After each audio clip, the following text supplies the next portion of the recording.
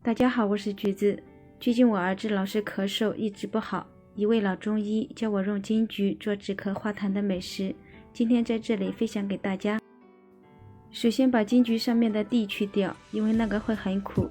然后加一勺盐，用手搓洗，把它清洗干净。清洗2遍之后，沥干水分，把它放在案板上，切成薄片。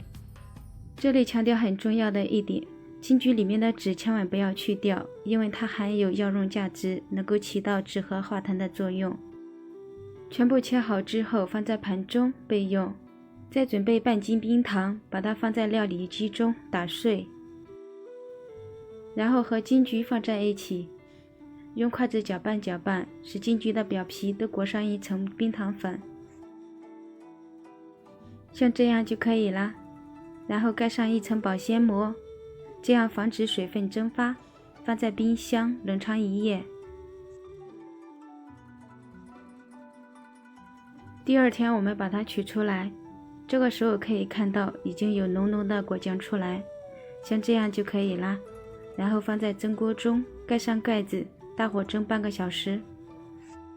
蒸好之后不需要焖，直接打开盖子把它取出来，蒸到像这样子的状态就可以啦。然后放在一个无水无油的锅中，用中火慢慢熬，一边熬一边用铲子把它压碎。大概7、8分钟之后，锅里的水分已经全部逼出，呈现粘稠的状态，像这样就可以出锅啦。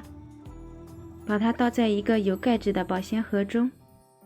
一般我们咳嗽分为寒咳和热咳，这个金桔酱用来冲水喝，对寒咳有一定的辅助作用。在感冒的时候一定要分清是热咳还是寒咳，这个可以咨询一下医生。如果是寒咳的话，可以用它冲水喝；如果是热咳的话，建议就不要使用。这个可以起到辅助的作用，但是不代表它能够代替药物。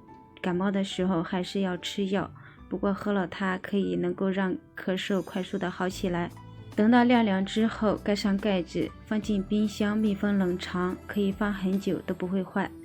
我是橘子姐，每天分享懒人版食谱，喜欢我的视频就关注我吧，谢谢您的支持。